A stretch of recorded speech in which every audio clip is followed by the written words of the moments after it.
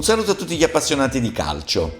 La Lega Nazionale Dilettanti del Veneto sospende la prima giornata di campionato in via precauzionale. Si susseguono quindi le amichevoli e oggi vi mostriamo la gara tra il Villafranca e la Virtus Verona. Al centro sportivo Antares si affrontano il Villafranca Allievi 2004 di mister Bertoncelli e gli Allievi Elite 2005 di mister Varanini. Prima azione del Villafranca da calcio d'angolo. La conclusione di testa termina al lato. All'8° il vantaggio del Villafranca. Discesa sulla fascia a sinistra e cross al centro per l'attaccante che infila tutto solo Zamboni.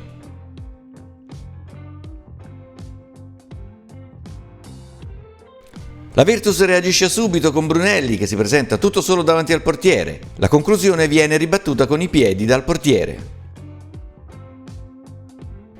Ci prova anche Leucci dal limite, il portiere para. Punizione dal limite per il Villafranca e Zamboni para in 2 tempi. Ancora il Villafranca dalla fascia sinistra. Conclusione strozzata e palla fuori. Sempre da calcio d'angolo il Villafranca si rende pericoloso con un'azione prolungata. La Virtus non riesce a liberare l'area e il Villafranca va alla conclusione 2 volte. Il secondo tiro termina fuori. Il Villafranca cerca i cambi di campo con frequenza e in questa azione colpisce la traversa. Altra azione dalla fascia sinistra e conclusione al lato dell'attaccante del Villafranca. Al 26° il raddoppio. Il Villafranca parte in contropiede. La sfera giunge sul lato opposto dove il giocatore può controllare ed infilare la palla in rete per il 2-0. Al 33° Leucci accorcia con un calcio di punizione dal limite. La traiettoria è centrale ma il portiere si fa sorprendere fuori dai pali.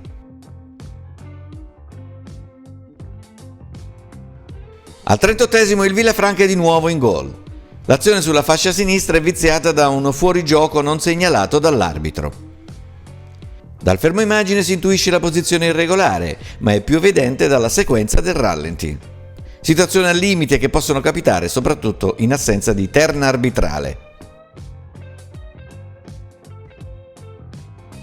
Si passa al secondo tempo, quando al 22° Campedelli entra in area dopo il tunnel a un avversario. Il tiro cross viene deviato in angolo da un difensore. Ancora Campedelli serve Capitanio che scarica di nuovo verso il compagno. Il tiro di Campedelli è alto sulla traversa. Azione manovrata del Villafranca a sinistra.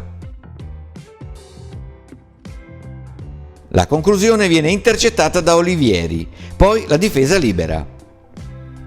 Un minuto dopo è ancora il Villafranca a sfiorare il gol con un mancato colpo di testa di un calciatore solo davanti alla porta.